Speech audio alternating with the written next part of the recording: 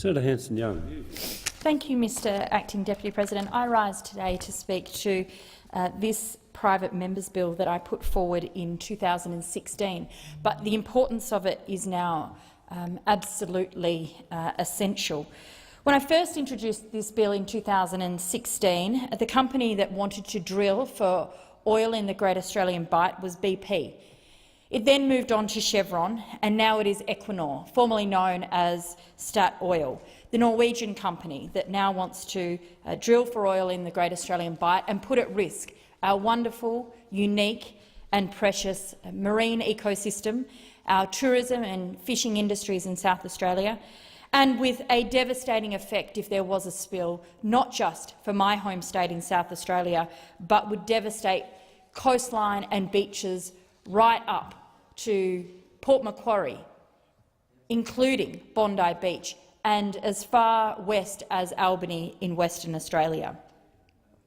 The precious marine ecosystems and the local communities, the fishing and tourism industries that rely on a healthy and pristine Bight are very, very concerned that this would happen, where the risk and the debate around the risk of drilling in the Great Australian Bight is reaching fever point. And the reason, Mr Acting Deputy President, that I'm bringing forward this bill for a debate today in this place is that Equinor, the latest big foreign company that wants to drill for oil, wants to do so as early as next year. And hot on their heels, Mr Acting Deputy President, is a number of other companies who, following seismic testing, which may be given the tick of approval as early as a fortnight's time by NOPSEMA, the agency responsible for ticking off on these types of operations. That would mean seismic testing would start as early as March next year, some 90 kilometres off Kangaroo Island. This is why this debate today on this issue is so important. Important for South Australia, absolutely essential for our tourism and fishing industries, but also important for the rest of the country. Now, if we go to some of the reasons why the Great Australian Bight is so special and so unique, Mr Acting Deputy President, let me just outline a number of the key reasons and issues that make the Bight so special. The Bight includes the calving sanctuary for the right southern whales. During the months of July through to October, we have dozens and dozens of right southern whales calving and feeding their young calves right at the head of the Bight. It's a special place, such a special place that you can see from the mainland, from standing on the shoreline, you can see dozens of whales and their calves in that pristine and protected area. Of course, after the calving season, those whales swim south, right down to the bottom of the Southern Ocean. It is a whale sanctuary for a reason. It is one of the most unique places in the world where this activity happens and where these whales swim, grow their babies and look after them, ready for the trip south. We know that it is a feeding ground for threatened sea lions, sharks, tuna and migratory sperm whales. In fact, 85% of the species in the Bight are found nowhere else in the world.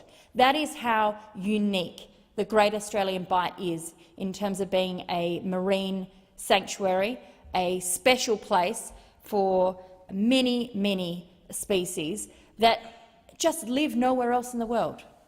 Why we would put that at risk, Mr Acting Deputy President, is beyond me. We need to be protecting these areas, not putting them at further risk of either extinction or indeed damage and of course the idea of throwing away what we have in terms of having a unique and special place just because a foreign company wants to come in and drill for oil. That is simply madness. It is, of course, part of the most iconic aspects of Australia's coastline. It is part of our identity. In South Australia, Kangaroo Island is resting right there in the Great Australian Bight. Kangaroo Island is the jewel in our tourism crown.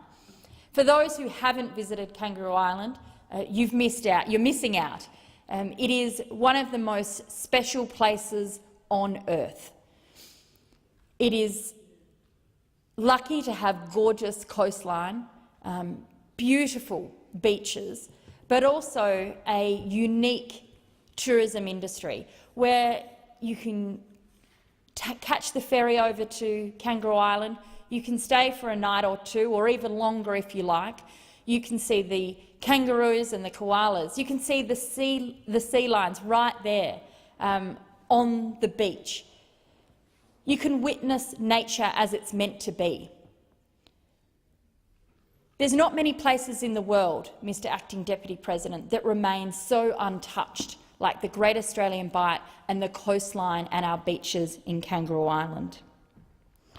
Regional South Australia, the primary industries, fishing and tourism, they're very concerned at what drilling for the Bight would mean for them. They're worried about the impacts of the seismic testing that is the first threat before drilling occurs.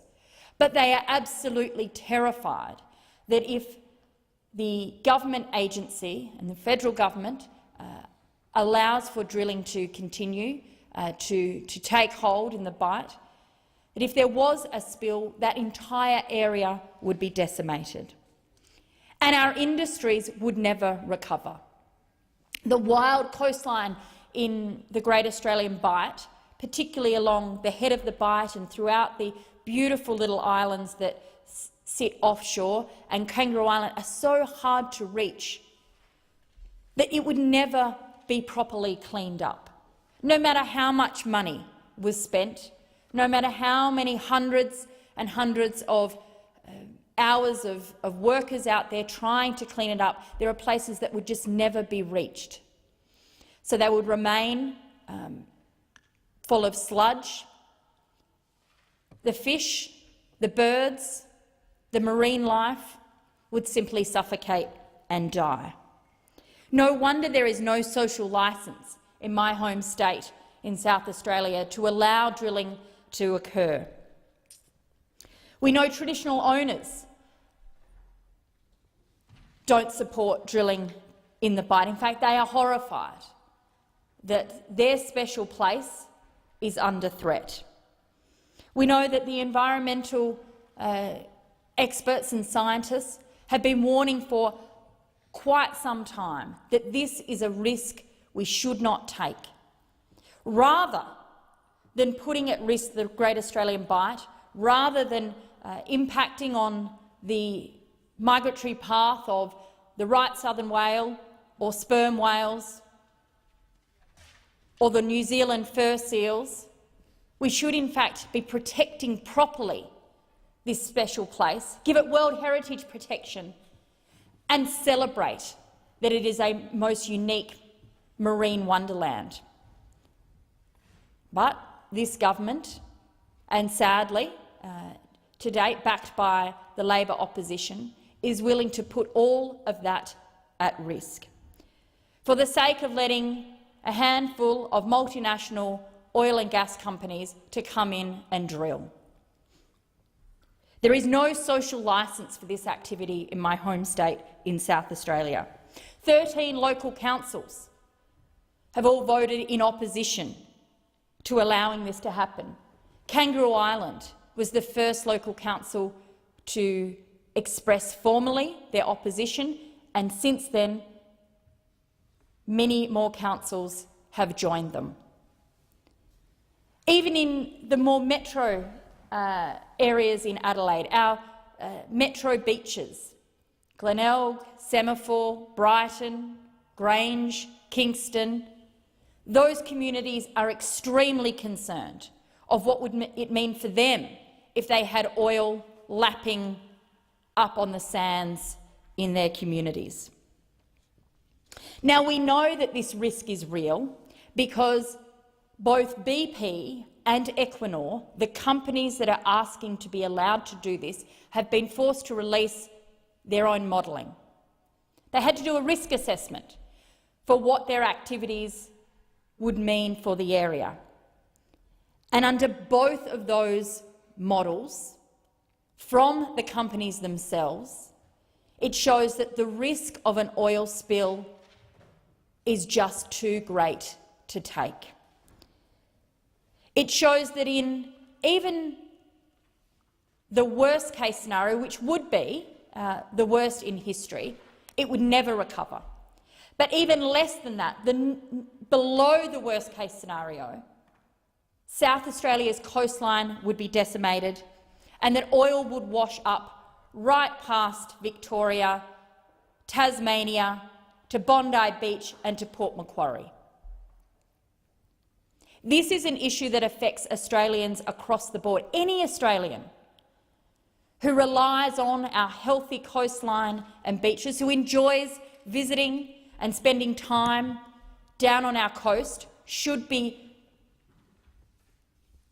very, very concerned of what would happen if these big multinational companies get the tick-off from the government to allow them to drill for oil in the coming year. We know already that our fishing and tourism industries would be decimated, and many of them would just never, ever recover. In the worst-case scenarios, half of the oil and all of the natural gas from the deep water release would likely remain in the water column. It would literally suffocate and kill the animals living in that ocean. The official modelling from these companies indicates that a spill would impact many matters of national environmental significance, including up to 177 marine species, 47 species classified as vulnerable, endangered and critically endangered. 38 marine reserves would be covered in sludge and 50 coastal wetlands. This would result in the mortality of hundreds of thousands of seabirds, thousands of marine animals, including the endangered southern right whales, blue whales, killer whales, dolphins, endemic and endangered Australian sea lions, and the New Zealand fur seals. Hundreds of sea turtles would be dead. Hundreds, potentially thousands of kilometres of shoreline would be covered in oil, causing extreme harm to both the birds that live on the coast and those that simply visit nearby. The significant injury is expected to be exceptionally diverse and unique. And as I've said previously, cleaning this mess up would be virtually impossible. This is not a risk worth taking, Mr. Acting Deputy President. We don't need a multinational or foreign company to come and drill for oil in our Great Australian Bight, only to pull that oil out, to send it offshore with their profits, with very little benefit to the local economy or indeed Australia. Oil from the Bight, we know, of course, will not all be burnt in Australia. In fact, most of it won't be. Which is why it makes Minister Canavan's statement, and I see he's sitting in the chamber here today, it makes the minister's statement that we need this oil drilling to occur in order to lower petrol prices in Australia simply ludicrous. Even if they started to drill for oil next year, if the Labor and the Liberal parties allow Equinor to go ahead with this, it wouldn't be at a commercially viable point for at least a decade. And even then, that oil would be shipped offshore. The profits would be shipped offshore. Australians would see none of this. And in terms of local jobs, well, there aren't any. The companies have said that themselves. Maybe 5 or 6. Very, very few jobs. The companies have said themselves that they will be flying in the skilled workers that they need. Why would we risk the jobs in our tourism and fishing industries to let a foreign company drill for oil where all the money is going to go simply offshore?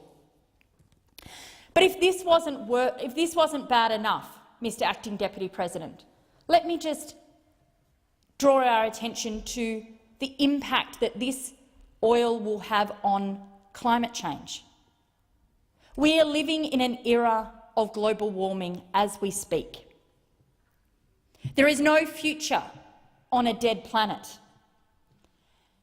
And if we were to allow this extraction of oil to occur at the volumes that are being proposed, we would never arrest climate change, not here in Australia and not around the rest of the world.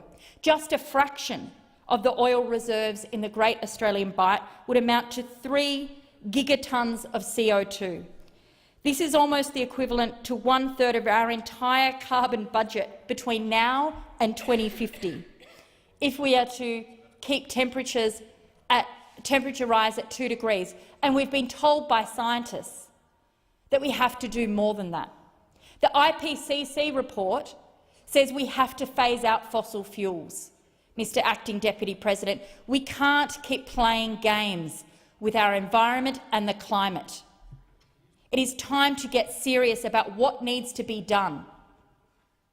We have to reduce our carbon emissions, and we have to stop further extraction of fossil fuels that is only going to make climate change worse and more dangerous.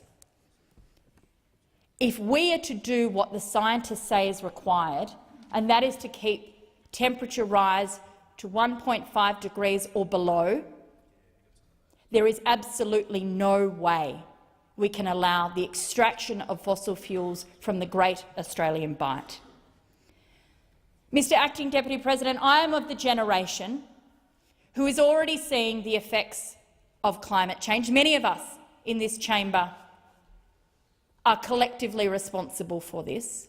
We can see the effects on climate change already. But we are also the last generation of policymakers and decision-makers who can do anything about it. It is up to us to make the hard decisions to reduce dangerous global warming. And the more we twiddle our thumbs, the more we deny this, the harder and harder it becomes and near impossible. I want to protect the Great Australian Bight because I know that the marine life is precious there, that it is not worth putting at risk our local industries in South Australia.